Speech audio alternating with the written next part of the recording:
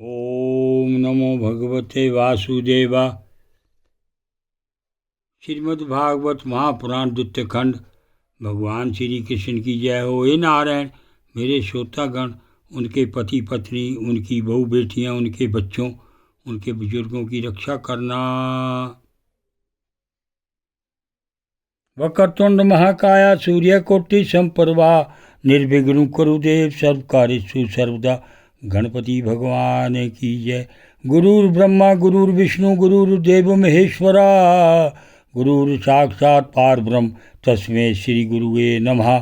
शंकर भगवान की जय। विष्णु भगवान की, ब्रह्मदेव भगवान की। या देवी सर्वभूतेषु शक्तिरूपेण संस्था।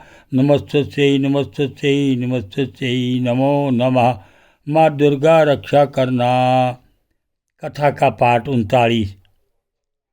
ऋषिया कल्पया चक्र विषेकम यथा विधि जगरु भद्राणि गंधर्वनाट्यस्य ननु नृत तुर्जगु।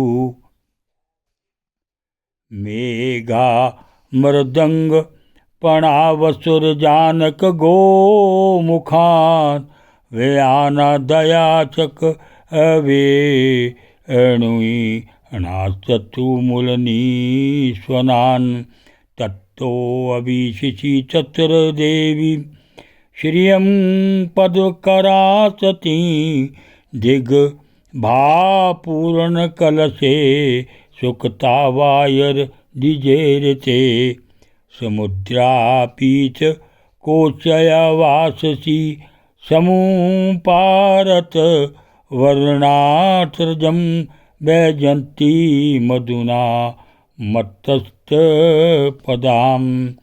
भूषणानि विचित्राणि विश्वकर्मा प्रजापति आरं सरस्वती पद्मवजो नागस्य कुण्डले तत्थाकृतसवास्त यनोत्पलस्त्रंज नद्ददिरेफा परिग्रहं पाणिना चचालवक्त्रं सुकपोलकुण्डलं सर्वीजाश्च ददति सुशोभनं सततं जयं चातिकृशोदरीमं निरन्तरं चन्द्रकुकोमोक्षितं तत्सतो नूपुरवल्लु गुषीञ्जे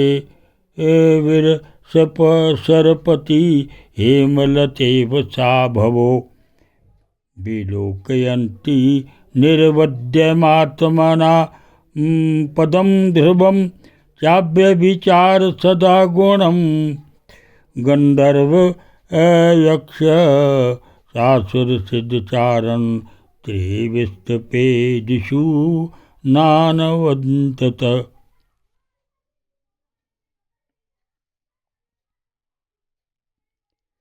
इन सामग्रियों से ऋषियों ने विधि पूर्वक उनका अभिषेक संपन्न किया।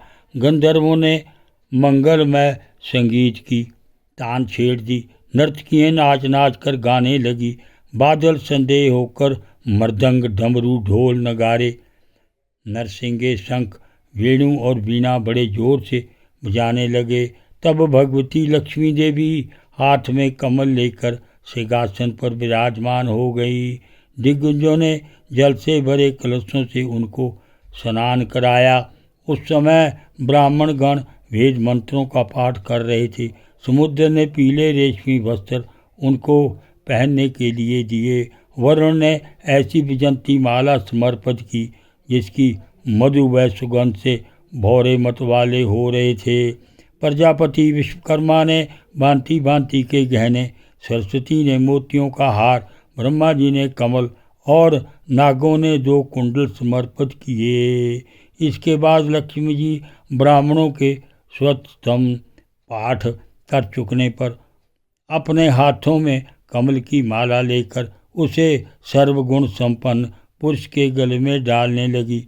माला के आसपास उसकी सुगंध से मतवाले हुए भौरे गुंजार कर रहे थे। उस समय लक्ष्मी जी के मुख की शोभा अवर्णनीय हो रही थी। सुंदर कपोलों पर कुंडल लटक रहे थे। लक्ष्मी जी कुछ लज्जा के साथ मंद मंद मुस्करा रही थी। उनकी कमर बहुत पतली थी, दोनों स्तन बिल्कुल सटे हुए और सुंदर थे। उन पर चंदन और केसर का लेप किया था। जब वे इधर उधर चलती तब उनके पाजेब से बड़ी मधुर झनकार निकलती थी। ऐसा जान पड़ता था मानो कोई सोने की लता इधर उधर घूम फिर रही है। वे चाहती थी कि मुझे कोई निर्दोष और समस्त उत्तम गुणों से नित्य युक्त अविनाशी पुरुष मिले तो मैं उसे अपना आश्रय बनाऊं, वर्ण करूं। परंतु गंधर्व, यक्ष, असुर, सिद्ध, चारण, देवता आदि में कोई भी वैसा पुरुष उन्हें ना मिला। ओम नमो भगवते वासुदेवाय।